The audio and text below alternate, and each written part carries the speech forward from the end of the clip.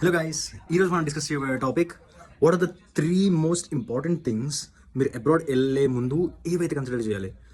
I know అందరికీ abroad వెళ్ళాలని చాలా పెద్ద డ్రీమ్ ఉంటుంది and studying in Europe or US. ఈ 3 విషయాలు తెలుసుకుంటే మీ ప్రయాణం, మీ ఎడ్యుకేషన్ అండ్ మీ కెరియర్ పాసిబుల్లీ చాలా బాగుంటుంది.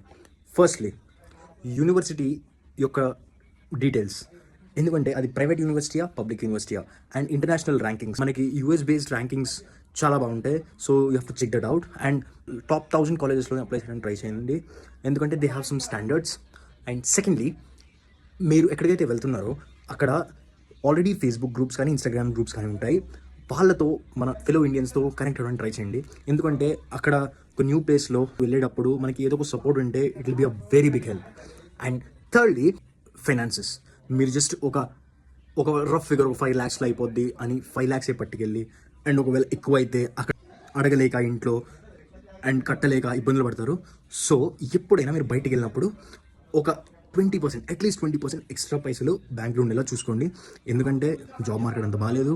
And at the same time ఇప్పుడు ఏదైతే తెలీదు, బయట మెడికల్ ఎక్స్పెన్సెస్ కూడా చాలా ఎక్స్పెన్సివ్గా ఉంటాయి. So it's always better to go ahead with some extra money. So that's it for today, and thank you very much for watching.